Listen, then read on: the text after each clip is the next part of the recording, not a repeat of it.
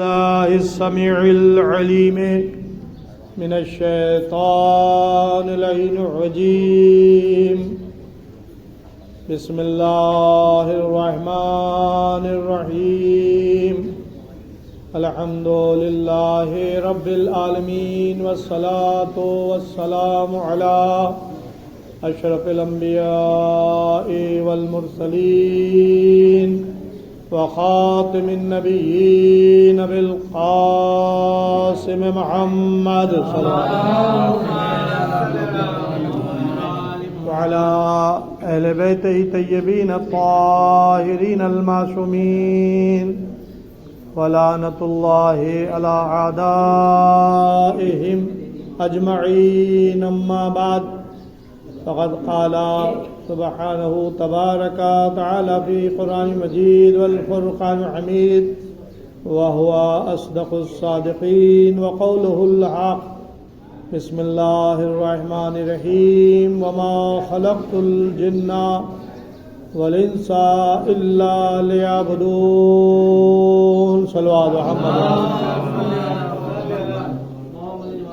عزیزوں، قرآن مجید کی بہت ہی مشہور آیت ہے جس کو اکثر علماء و ذاکرین اور خطیب سرنامہ کلام کی حیثیت سے تلاوت کا شرف حاصل کرتے ہیں. میں نے بھی آج کی اس مختصر سی محفل کا عنوان بیان اسی آیت کریمہ کو قرار دیا جس میں ارشاد الہی ہو رہا ہے کہ وما خلقت الجن والانس الا لیعبدون، اور ہم نے نہیں خلق کیا جنوں کو اور انسانوں کو سوائے اس کے کہ وہ ہماری عبادت کریں. اس سے مقصد خلقت واضح ہو رہا ہے، لیکن مقصد خلقت کیا ہے؟ عبادت. عین بے الف دال تے، یہ 5 حروف کا مجموعہ ہے جس کو کہتے ہیں عبادت. یعنی گویا لفظ عبادت میں بھی 5 حروف آئے، بتا دیا کہ بغیر 5 کے کوئی عمل قابل قبول نہیں ہے. مودت انہی کی واجب ہے تمہارے اوپر، اور بغیر اجر رسالت ادا کیے ہوئے کوئی عمل کوئی عبادت تمہاری قابل قبول نہیں ہے. اب یہ لفظ عبادت جو ہے یہ بہت ہی وسیع اپنے اندر مفہوم رکھتا ہے. شاید ہمارے ذہنوں میں لفظ عبادت جب نماز کوئی پڑھ رہا ہو تو آئے گا کہ عبادت کر رہا ہے، روزہ رکھ رہا ہو تو مفہوم آئے گا عبادت کر رہا ہے، حج کے لیے کوئی جا رہا ہو تو سمجھے گا یہ عبادت کر رہا ہے، قرآن کی تلاوت کر رہا ہو تو سمجھیں گے کہ یہ عبادت کر رہا ہے. لیکن یہ عبادتیں وہ ہیں کہ جو زمانی بھی ہیں اور مکانی بھی ہیں. زمان اور مکان کے لحاظ سے یہ عبادتیں شریعت میں فرض ہیں، واجب ہیں. زمان و مکان کی قید ہے. مثلا ماہ رمضان سے پہلے کوئی اگر روزہ رکھ لے ماہ رمضان کی نیت سے تو جائز نہیں. ابھی یہ ماہ شعبان چل رہا ہے، مستحبی روزے آپ رکھ رہے ہیں، اور 30 شعبان آ جائے، 29 کی رویت ثابت نہ ہو، کوئی آدمی یہ سوچے کہ کل 29 ہو گئی ہے، آج 29 ہو گئی ہے، کل جو ہے وہ 30 ہے یا پہلی ہے، چلو ہم پہلی کی نیت سے روزہ رکھ لیں. علماء کہتے نہیں، اگر آپ 30 شعبان کو پہلی رمضان کی نیت سے روزہ رکھیں گے تو وہ حرام ہے، یعنی عبادت ہی آپ کی نہیں ہوگی، وہ فعل حرام ہو جائے گا. کیوں؟ اس لیے کہ ابھی رویت ثابت نہیں ہوئی. جب تک رویت رمضان کی ثابت نہ ہو جائے اس وقت تک کہ پہلی رمضان کی نیت سے روزہ رکھنا حرام ہے. یہ یوم الشک کہلاتا ہے. لہذا علماء نے کہا کہ نہیں، آپ 30 شعبان کو روزہ رکھیں، قربت کی نیت سے رکھیں. اگر چاند ثابت ہو جائے تو وہ پہلی رمضان کا روزہ شمار ہوگا، اور اگر چاند ثابت نہ ہو تو 30 شعبان کا روزہ ہوگا. یہ مستحب ہے. اسی طرح سے آپ نے پورے ماہ رمضان روزے رکھے اور اب 29 رمضان کو روزہ رکھ چکے ہیں. اب وہ نہیں معلوم کہ کل 30 رمضان مبارک ہے یا پہلی شوال ہے. آپ نے کہا کہ ہم روزہ رکھیں گے. چلو جہاں اتنے روزے رکھیں ایک روزہ اور رکھ لیں رمضان کی نیت سے. تو اب اگر چاند ہو جائے شوال کا تو پھر اس دن روزے سے رہنا یہ حرام ہے، اس لیے کہ عید کے دن روزہ نہیں رکھا جا سکتا. اسی لیے اکثر آپ نے دیکھا ہوگا کہ ہمارے علماء، بزرگ علماء جو رویت کی تصدیق کرتے تھے، دن میں اعلان ہو رہا ہے کہ بھائی چاند ہو گیا ہے، آپ حضرات روزہ توڑ دیں. یہ کیوں توڑ دیں؟ اس لیے کہ چاند ثابت ہو گیا. اب چاند ثابت ہو گیا تو عید کا دن ہے، عید کا دن ہے تو روزہ رکھنا حرام ہے. جو آپ ابھی 29 دن روزے رکھ رہے تھے، لیکن اب عید کا چاند ہونے کے بعد پھر عید کی رمضان کی نیت سے روزہ رکھنا یہ حرام ہو جائے گا. تو عزیزوں یہ کیا ہے؟ یہ زمان کے لحاظ سے عبادت ہے. اسی طرح سے نماز کا وقت مسئلہ ہے. نماز ابھی زوال کا وقت نہیں آیا، آپ یہاں آئے، آپ نے کہا چلو آئے ہیں ظہر عصر کی نماز پڑھ لیں. تو بھائی زوال کے وقت آنے سے پہلے، وقت نماز آنے سے پہلے اگر آپ ظہر عصر کی نماز پڑھ لیں گے یا مغرب عشاء کی نماز پڑھ لیں گے یا فجر کی نماز پڑھ لیں گے، وقت سے پہلے اگر آپ پڑھیں گے تو آپ کی نماز باطل ہے. ہاں وقت آ جائے اس کے بعد آپ نماز پڑھیں، قضا ہونے سے پہلے، غروب آفتاب سے پہلے پڑھ لیں، ظہر عصر نصف شب سے پہلے پڑھ لیں یا طلوع آفتاب سے پہلے فجر پڑھ لیں، وہ وقت رہتا ہے. لہذا وقت سے پہلے آپ نماز ادا نہیں کر سکتے. کیا ہے؟ یہ ہے زمان. مکان کے لحاظ سے عبادت کیا ہے؟ حج. اپنے گھر میں آپ 10 ذی الحجہ کو حج نہیں کر سکتے. حج کے لیے آپ کو بیت اللہ جانا پڑے گا. اس کے لیے شرائط ہے، مستطیع ہو جائیں تو آپ جائیں، جا کر کے فریض حج کو بجا لائیں. جو احکامات ہیں مناسک حج ہے اس کے اعتبار سے. اور یہاں تک کہ تاکید ہے حج کی کہ اگر حج آپ پر واجب ہو جائے اور آپ جان بوجھ کر حج نہ کریں، اکثر لوگ بہانہ تلاش کرتے ہیں، ارے ابھی میری بیٹی کی شادی نہیں ہوئی ہے. بھائی بیٹی کی شادی کوئی شرط نہیں ہے. بیٹی کی شادی حج کے شرائط میں سے کوئی شرط نہیں ہے کہ پہلے آپ بیٹی کی شادی کر لیں تب فریض حج بجا لائیں. نہیں، ادھر حج واجب ہوا، ادھر آپ کو بجا لانا آپ پر فرض ہو گیا. ادھر آپ مستطیع ہوئے، شرائط حج پوری ہوئی، فریض حج آپ فوراً بجا لائیں بلا تاخیر. اب ظاہر ہے کہ میں نے تقریباً 2000 سڑک پہ میرا مکان بن رہا تھا، بیسمنٹ کھدا ہوا تھا، وہ 2000 میں، تو میں نے 2001 میں اپنا واجب حج کر لیا. اب ظاہر 2001 میں کیا، اب 2024 چل رہا ہے، 23 سال ہو گئے. تو اب جو 23 سال پہلے قوت اور طاقت تھی اب وہ 23 سال بعد نہیں رہی. پھر یہ کہ موت اور حیات کا کوئی ہمیں علم نہیں ہے، اللہ تو جانتا ہے. کب موت آ جائے تو ایک واجب فریضہ اگر آپ پر ہو گیا ہے، فرض ہو گیا ہے، تو آپ فوراً اس کو بلا تاخیر انجام دیں. اب حدیثوں میں اس کی مذمت بھی ہے کہ اگر کوئی شخص حج واجب ہو جائے اور حج نہ کرے تو اس کی موت مسلمان کی موت ہی نہیں، یہود و نصارہ مرتا ہے. یعنی حج واجب ہونے کے بعد اگر کوئی حج نہ بجا لائے. تو بہرحال میں عرض کر رہا تھا کہ یہ ساری عبادتیں وہ ہیں جو زمان اور مکان کے لحاظ سے واجب ہوتی ہیں، شرائط ہے اس کے اندر. لیکن ایک عبادت وہ ہے جس کے لیے نہ مکان کی شرط ہے نہ زمان کی شرط ہے، نہ طہارت کی شرط ہے کہ وضو کر لیں، غسل کر لیں تو بجا لائیں. وہ کیا ہے؟ ذکر علی عبادت.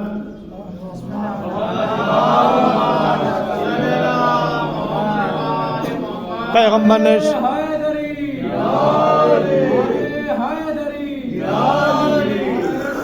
نے ارشاد فرمایا کہ علی کا ذکر کرنا عبادت ہے. کیا اس کے لیے زمان و مکان کی قید ہے؟ درگاہ میں آئیں تو آپ ذکر علی کریں، مسجد میں جائیں تو ذکر علی نہیں، کہیں بھی آپ بیٹھ جائیں، 4 آدمی جمع ہوں، آپ ذکر علی چھیڑ دیں، آپ کا کھاتا کھل جائے گا، عبادت کا ثواب آپ کے نام اعمال میں لکھا جاتا رہے گا. 3 چیزیں ہیں: ذکر علی عبادت، حب علی محبت علی سے وہ عبادت، اور چہرے علی پر زیارت کرنا، چہرے علی کو دیکھنا عبادت. آج ہمارے دلوں میں اگر محبت علی ہے تو عبادت، اگر ہم ذکر علی کر رہے ہیں تو عبادت. اب ایک مسئلہ ہے، وہ ہے چہرے علی کو دیکھنا. ہاں، ہم اس سے محروم ہیں. ملائکہ نے خواہش کی تھی پروردگار سے، اے پروردگار، یہ آپ کو حدیث معراج میں حدیث ملے گی، جب پیغمبر اسلام معراج پہ تشریف لے گئے ہیں تو انہوں نے 2 مقامات کا ذکر، ایک زیر عرش دیکھا ہے اور ایک آسمانوں میں، ایک آسمان پہ بھی آپ نے دیکھا کہ علی بیٹھے ہوئے عبادت کر رہے ہیں، تسبیح پڑھ رہے ہیں. تو آپ نے جبرائیل امین سے پوچھا کہ اے جبرائیل، کیا علی مجھ سے پہلے عرش پہ آ گئے؟ یہ میں دیکھ رہا ہوں کہ علی بیٹھے ہوئے عبادت کر رہے ہیں. تو جبرائیل نے کہا نہیں، معاملہ کچھ اور تھا. وہ کیا تھا؟ اللہ سے ملائکہ نے کہا پروردگار تو علی کا ذکر ہمارے درمیان کرتا ہے، ہم کو عبادت کا ثواب ملتا ہے. ذکر کون کرتا ہے؟ اللہ. کس کے درمیان؟ ملائکہ کے درمیان. یعنی گویا اللہ بھی ذاکر ہے. کس کا ذاکر ہے؟ علی کا ذاکر ہے، حسین کا ذاکر ہے. اس لیے کہ اللہ جب چاہتا ہے اہل بیت کا تذکرہ کرتا ہے، جب چاہتا ہے علی کا تذکرہ کرتا ہے، جب چاہتا ہے حسین کا تذکرہ کرتا ہے. وہ فضائل بھی پڑھتا ہے اور مصائب بھی پڑھتا ہے. جبرائیل امین جب آئے رسول خدا کے پاس مولا حسین علیہ السلام کے بچپنے میں، تو پہلے جبرائیل نے یہی کہا کہ اللہ نے ارشاد فرمایا، وہ پیغام لے کر آئے کہ یہ آپ کا نواسا حسین کربلا کے میدان میں 3 دن کا بھوکا پیاسا ذبح کیا جائے گا. اس مسئلے کو، اس بات کو جبرائیل سے سنا تو پیغمبر زار و قطار رونے لگے، آواز گریہ بلند ہوئی. تو پہلے کس نے مصائب پڑھے؟ اللہ نے، پھر جبرائیل نے. سننے والا کون؟ جب اللہ نے بیان کیے مصائب تو ملائکہ سن رہے تھے، اور جب جبرائیل نے بیان کیے تو رسول خدا سن رہے تھے. تو یہ ہے اہل بیت کا معاملہ. اہل بیت کے معاملے میں اللہ ذاکر بن جاتا ہے، مصائب کا بھی، فضائل کا بھی. تو جبرائیل امین کہتے ہیں کہ معاملہ یہ تھا کہ اللہ ملائکہ کے درمیان ذکر علی کرتا تھا. تو ایک دن ملائکہ نے خواہش کی پروردگار تو ذکر علی کرتا ہے، ہمیں عبادت کا ثواب ملتا ہے، لیکن زمین والوں کو یہ فخر حاصل ہے کہ وہ چہرے علی کی زیارت کرتے ہیں. اور رسول خدا نے ارشاد فرمایا کہ جو علی کے چہرے کو دیکھے، چہرے کو دیکھنا عبادت ہے. ہم اس عبادت سے محروم ہیں. یعنی ملائکہ نے اللہ سے خواہش کی تو اللہ نے ایک ملک کو علی کی صورت میں خلق کیا.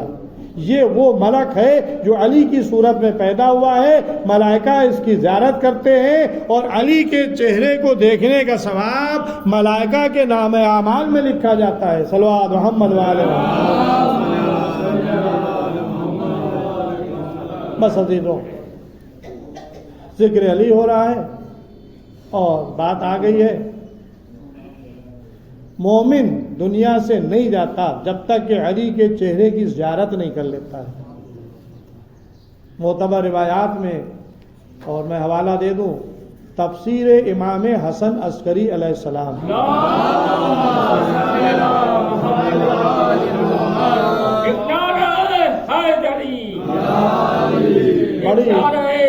بڑی معتبر تفسیر ہے. میں نے اس کا مطالعہ بھی کیا ہے اور شائع بھی کیا ہے. اس تفسیر امام حسن عسکری علیہ السلام میں مولا علی سے کئی روایتیں ہیں. قبر میں آنے کی بھی روایت ہے، پل صراط پر بھی آنے کی روایت ہے، اور حالت احتضار میں مولا علی کے آنے کی روایت ہے. کہ جب مومن حالت احتضار میں ہوتا ہے تو مولا علی سراہنے آ جاتے ہیں اور دنیا سے نہیں جاتا جب تک کہ علی کے چہرے کی زیارت نہیں کر لیتا ہے. تو یہ کیا ہے؟ عبادت کا ثواب. جاتے جاتے عبادت کرتا ہوا دنیا سے جاتا ہے. آج ایک علی کا ذکر آپ سننا چاہتے ہیں اور اسی لیے میں آپ سب جمع ہوئے ہیں. مجھے حکم ہوا ہے کہ میں ذکر علی اکبر کروں.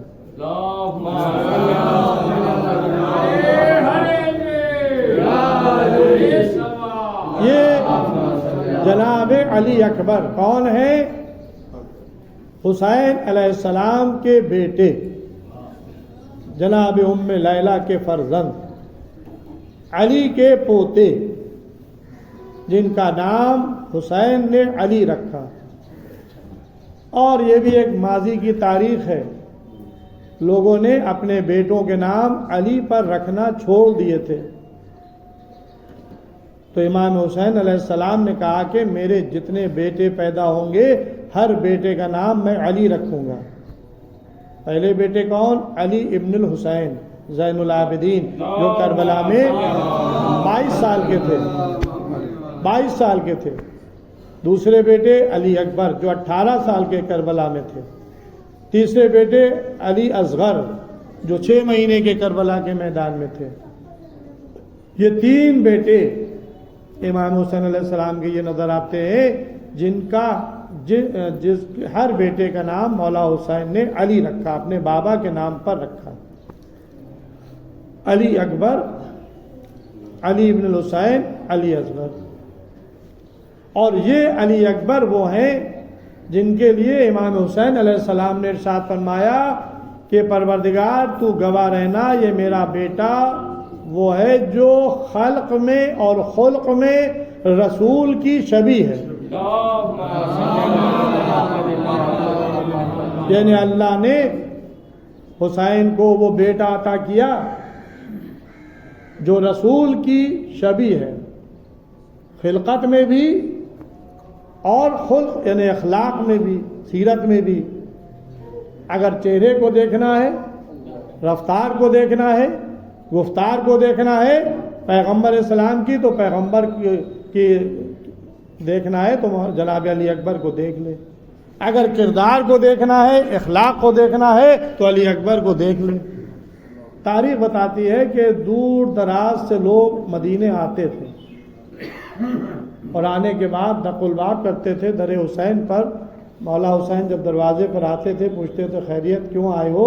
کہا کہ آقا میں اس لیے آیا ہوں، میں نے سنا ہے کہ آپ کا بیٹا شبیہ پیغمبر ہے.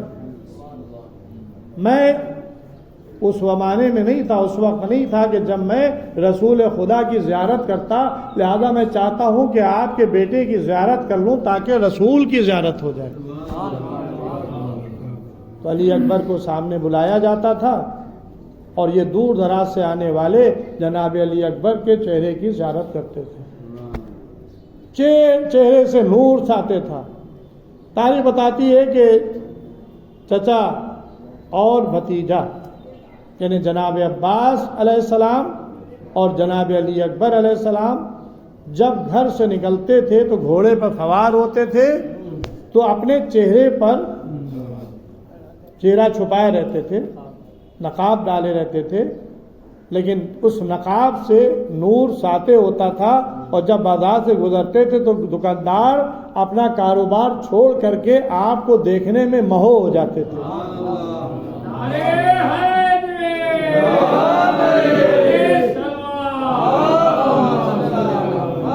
یہ ہے جناب علی اکبر علیہ السلام.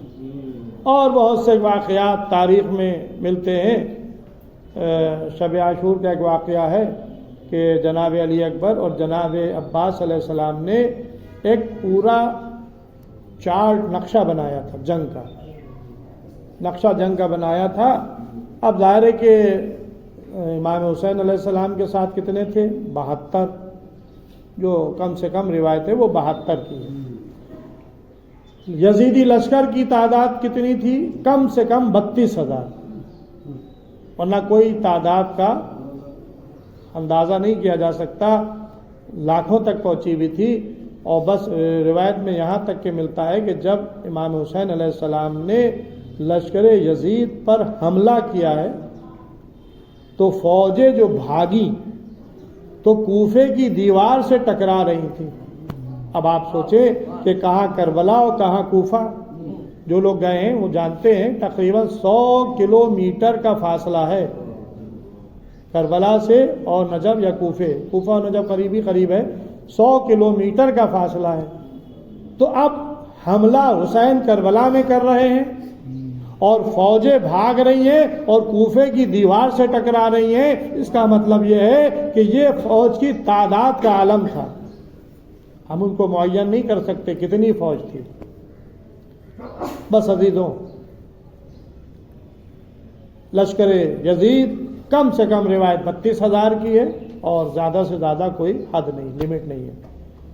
जनाब अली अकबर और जनाब अब्बास अलैहिस्सलाम ने नक्शा बनाया जंग का शब आशूर, और खुशी खुशी वो नक्शा लेकर बाबा की खिदमत में आए। बाबा, चचा अब्बास भी हैं, अली अकबर भी हैं, देखिए ये हमने नक्शा बनाया है। अगर जंग इस एतबार से की जाए तो बहुत जल्द हम लोग कामयाब हो जाएंगे। इमाम हुसैन अलैहिस्सलाम ने बेटे के चेहरे को देखा और वो नक्शा लपेटा और अपने जेब में रख लिया। कहा कि बेटा, कल जिस तरह से मैं चाहूँगा उस तरह से जंग होगी। हुसैन बताना चाहते थे कि कल की जंग हमें जो जीतना है वो अपनी कुर्बानियां देकर जीतना है, सिर्फ कत्ल करके जीतना नहीं है। कल हमें कत्ल हो करके इस जंग को जीतना है। जैसे हम चाहेंगे वैसे जंग होगी। एक मकाम पर काफिला जब करबला नहीं पहुंचा है, रास्ते में था, तो एक मकाम पर इमाम हुसैन अलैहिस्सलाम घोड़े ही पर बैठे हुए थे और जनाब अली अकबर करीब थे। इमाम पर एक गुनूदगी सी तारी हुई, नींद का गलबा हुआ। लेकिन जब आँख खोली तो कहा इन्ना लिल्लाहि व इन्ना इलैहि राजिऊन। बेटे ने बढ़कर कहा कि बाबा, खैरियत तो है, ये आपने जुमले ज़बान पर इस वक्त क्यों दोहराए? कहा कि बेटा, बस पर थोड़ा सा गुनूदगी तारी हो गई थी तो मैंने सुना कोई कह रहा है कि ये आगे आगे जा रहे हैं और मौत इनका पीछा कर रही है। तो बेटे ने क्या कहा, बाबा क्या हम हक पर नहीं हैं? कहा कि नहीं, हम हक पर हैं। कहा कि फिर मौत से क्या घबराना, चाहे मौत हम पर आ पड़े और चाहे हम मौत पर जा पड़े। ये क्या है? अली अकबर की दिलेरी, वही अंदाज जो मौला अली का अंदाज था। मैदान जंग में जाते थे, जिस्म पर हल्का सा लिबास होता था, कुर्ता, और मामूली सवारी पर सवार होते थे, बस मैदान जंग तक पहुंच जाएं। इसलिए कि फरार तो करना नहीं था, गैर फरार थे, लिहाजा जाना चाहते थे, भागना नहीं चाहते थे। तो अजीज़ों, ये तो खानवादा ही ऐसा है। उस दिन मैं एक जुमला कहना भूल गया था, आज जनाब अली अकबर के साथ जनाब कासिम को शरीक कर ले। शब आशूर जब इमाम हुसैन अलैहिस्सलाम ने महज़र शहादत पढ़कर सुनाया और सबको बताया कि कल कौन कौन शहीद होगा, तो उसमें जनाब कासिम ने भी अपने चचा से सवाल किया था, चचा जान, क्या मेरा नाम महज़र शहादत में नहीं है? तो इमाम हुसैन अलैहिस्सलाम ने यस या नो नहीं कहा, हाँ या नहीं कहा। एक इम्तिहान लिया अपने भतीजे का, कहा कि बेटा ये बताओ कि मौत तुम्हारे नज़दीक कैसी है? कहा कि चचा जान, मौत हमारे नज़दीक शहद से ज़्यादा शीरी है। ये है जनाब कासिम अलैहिस्सलाम, मौत हमारे नज़दीक शहद से ज़्यादा शीरी है। वो अली अकबर हैं जो कह रहे हैं कि हमें क्या परवाह, चाहे मौत हम पर आ पड़े, चाहे मौत पर जा पड़े, हम हक पर हैं। यानी अली अकबर ने बता दिया कि देखो, हक तलाश कर लो, हक पर रहना, हक पर बाकी रहना, और जो हक पर होता है वो कभी मौत से नहीं घबराता, मौत से नहीं डरता। ये पैगाम है जनाब अली अकबर अलैहिस्सलाम का। सल्लल्लाहु अलैहि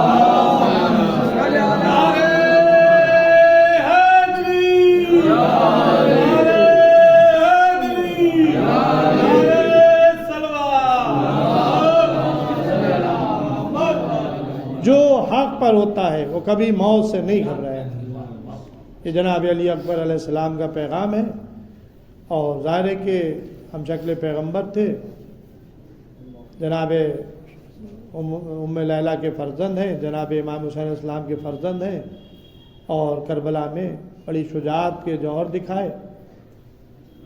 120 دشمنوں کو ایک دفعہ قتل کیا، واپس آئے، پھر دوبارہ گئے، پھر 80 دشمنوں کو قتل کیا، اور دھوکے سے جیسے جناب حمزہ کو جنگ احد میں شہید کیا گیا تھا، ایسے ہی دھوکے سے جناب علی اکبر کو بھی شہید کیا گیا۔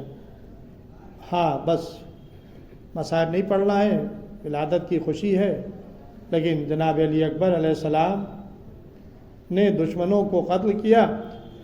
جب واپس آئے ہیں میدان سے، ایک چیز کا سوال کیا تھا، بابا پیاس مارے ڈالتی ہے لوہے کی گرانی، اگر تھوڑا سا پانی مل جاتا۔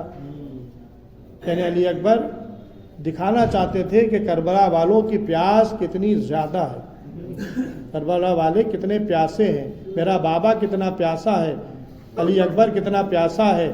ظاہر ہے کہ علی اکبر جب اتنا پیاسا ہے تو علی اصغر کتنا پیاسا ہوگا۔ تو امام حسین علیہ السلام نے کہا، بیٹا اپنی زبان میرے دہن میں دے دو۔ علی اکبر نے زبان دی۔ اب یہاں پہ گوشہ میں عرض کرنا چاہتا ہوں، میں کہوں گا کہ آقا حسین یہ آخری وقت آپ علی اکبر کی زبان اپنے دہن میں کیوں لے رہے ہیں؟ تو عجب نہیں حسین جواب دے کہ بھائی تم نے سنا نہیں کہ جب میں علی اکبر کو بھیج رہا تھا تو اللہ سے ہم نے کہا تھا پروردگار تو گواہ رہنا، اب میرا وہ بیٹا میدان میں جا رہا ہے جو رسول کی شبیہ ہے، خلقت میں بھی اور خلقت میں بھی، خلقت میں بھی اور خلقت میں بھی، خلقت کے اعتبار سے بھی اور اخلاق کے اعتبار سے بھی تیرے رسول کی شبیہ ہے۔ تو بھائی جب میں دنیا میں آیا تھا تو مجھے میرے نانا نے اپنی زبان چسائی تھی، میرے نانا نے اپنی زبان چسائی تھی، تو میں چاہتا ہوں کہ میرا بیٹا جو شبیہ پیغمبر ہے، خلقت میں بھی خلقت میں بھی، اب یہ ہم سے رخصت ہو رہا ہے تو آخری وقت بھی ہم شبیہ پیغمبر کی زبان اپنے دہن میں لے لیں۔ علی اکبر نے زبان فوراً کی تھی، کہا کہ بابا آپ کی زبان تو ہم سے زیادہ کچھ کہی۔ کہا کہ بیٹا جاؤ، اب تمہارے جد علی تمہیں حوض کوثر سے سیراب کریں گے۔ ایک انگوٹھی اتاری، دہن میں رکھی، کہا کہ جاؤ خدا حافظ۔ بس عزیزوں، گفتگو کو میں نے تمام کیا۔ علی اکبر علیہ السلام شجاع بہادر تھے، بہت سے واقعات ہیں، سب کو میں نے چھوڑا اس لیے کہ واقعات میں مصائب کا پہلو ہے۔ علی اکبر کے اگر ہم مصائب واقعات بیان کریں گے تو اس میں زیادہ تر مصائب کے پہلو ہیں۔ ایک جملہ اور سن لیا آپ، میں نے علامہ ضمیر اختر نقوی سے واقعہ سنا تھا، خود میں نے نہیں پڑھا ہے، لہذا میں نے ان کا نام لے کر کے میں بیان کر رہا ہوں۔ اللہ ان کی مغفرت فرمائے، درجات میں ان کو بلند کرے۔ ان کے ہر سر، کربلا کے شہیدوں کے سروں کو کہاں بلند کیا گیا تھا؟ نوک نیزہ پر۔ لیکن کبھی کبھی ان سروں کو صندوق میں رکھا جاتا تھا، صندوق میں رکھا جاتا تھا، تالا ڈال دیا جاتا تھا۔ علی اکبر کا سر الگ، حسین علیہ السلام کا سر الگ، جناب قاسم کا سر الگ، جناب عباس علیہ السلام کا سر۔ لیکن جب جناب علی اکبر کا صندوق، سر جس صندوق میں رکھا ہوتا تھا اس کا قفل کھولا جاتا تھا تو سر اس کے اندر نہیں ہوتا تھا، رکھا جاتا تھا سر الگ لیکن سر اس کے اندر نہیں ہوتا تھا۔ اور جب امام حسین علیہ السلام کا صندوق کھولا جاتا تھا جس میں سر حسین ہوتا تھا، اب جو وہ قفل کھلتا تھا تو اس میں علی اکبر حسین کا سر برابر برابر میں نظر آتا تھا۔ یہ کیا ہے؟ یہ علی اکبر کی محبت حسین سے اور حسین کی محبت علی اکبر سے۔ باپ بیٹے میں جدائی برداشت نہیں تھی، علی اکبر کا سر باپ کے سر کے ساتھ اس صندوق میں آ جاتا تھا جس میں سر امام مظلوم کربلا تھا۔ بس عزیزو، گفتگو کو میں نے تمام کیا۔ یہ ایک محبت کا انداز ہے، ایک محبت کا انداز ہے جو شہادت کے بعد بھی ہم کو تاریخوں میں ملتا ہے۔ آئیے ہم سب مل کر کے کربلا والوں کو خراج عقیدت پیش کریں۔ اور جناب علی اکبر کی ولادت باسعادت کی مبارکبادی ان کے پدر بزرگوار سید الشہداء حضرت امام حسین علیہ السلام، ان کی مادر گرامی جناب ام لیلہ، ان کے جد بزرگوار مولائے کائنات جد ماجدہ جناب فاطمہ زہرا صلوات اللہ علیہا، اور خصوصاً پیغمبر اسلام جن کی جو شبیہ پیغمبر تھے، رسول کی شبیہ تھے، لہذا پیغمبر اسلام کی خدمت میں بھی ہم مبارکبادی پیش کرتے ہیں جناب علی اکبر علیہ السلام کی، اور بارگاہ الہی میں دعا کرتے ہیں خداوند عالم حاضرین محفل بانیان محفل کی دلی مقاصد کو پورا فرما، پروردگار ہم لوگوں کے مختصر اعمال کو قبول فرما، ہمارے زمانے کے امام کے ظہور میں تعجیل فرما، ہم لوگ کا شمار امام کے ناصر مددگاروں میں فرما۔ ایک نعرہ صلوات۔